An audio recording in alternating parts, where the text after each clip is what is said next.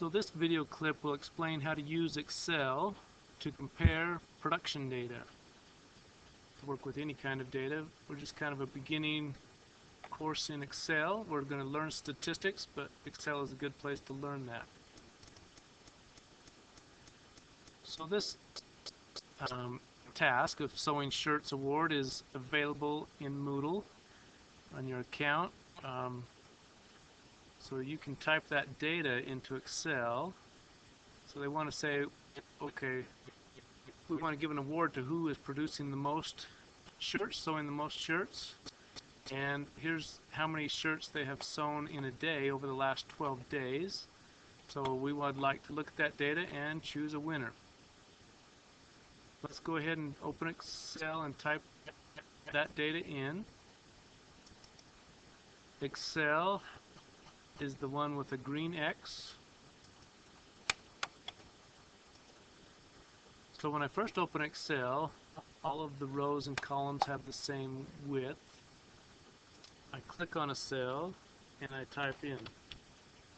Then I can click on another cell and type the next name. That doesn't quite fit, so I'm going to click right in between those two cells and stretch that out a little wider. Then I'm going to type in David. That one doesn't quite fit. When I hit enter, I'm just going to stretch it out a little wider. Click there, enter 1, enter 2. Now I'm going to click on 1, drag to 2. I'm going to click on the lower right hand square, and that will continue that pattern that I have started typing. It says, well, he's increasing by 1 each time, so let's do that. That way I don't have to type them all. So I go ahead and type them all in. And then one way to look at this data would be to do averages, or what they call a mean. So if I type in some labels here, a mean and an average, then below the column that I want to know the average of, I'm going to type equals. That indicates to the computer that I'm going to be doing some calculations. I can start typing average, AV, and then I see these options here, and I'm just going to click on average. I can type in the location of each number or the numbers, but if I just click on 32 and drag and then let go down at the bottom of that column, I can just hit enter at that point. It will give me the average of those 12 numbers in that column. When I select that and then click on the lower right, I can drag over to the next one. They have exactly the same average. To see if that's real, we could change these numbers and the average would change also. 33 instead of 32, that average changes, so it just happens that this data has been set up to have exactly the same average. That's what's nice about Excel. If you change anything, all these calculations change with it.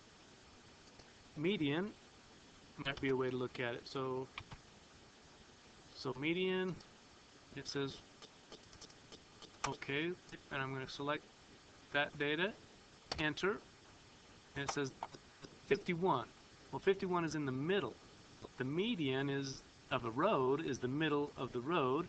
The median of a list of numbers would be the middle when they are in order, meaning there are just as many days when he made more than 51 as there are days when he made less than 51. 51 is in the middle of an ordered list. So let's select the lower right corner of that and drag it over. They have exactly the same median, exactly the same mean, so it's hard to tell which one to choose. Another way to look at this data would be to click on day, hold it down as I drag over to the right to include all of that data, click on insert, and I'm going to do a scatter plot.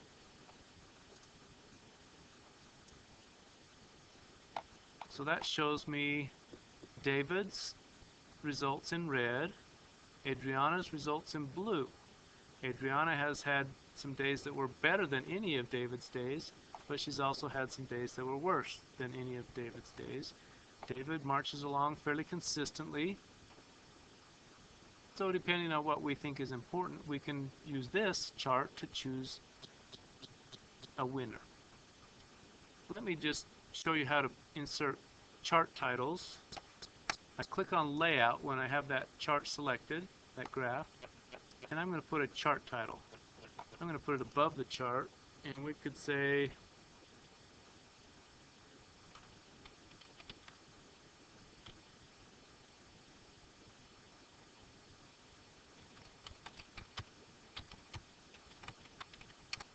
search per day by person. And I'm going to look at axes titles. The horizontal axis is the one on the bottom. I'm going to put it below the axis. That's the day. And I'm going to put a vertical axis title. I'm going to rotate it so it doesn't take up a whole lot of room. And I'm going to say shirts per day. So now this graph can be read by anybody that wants to look at it. I don't know that we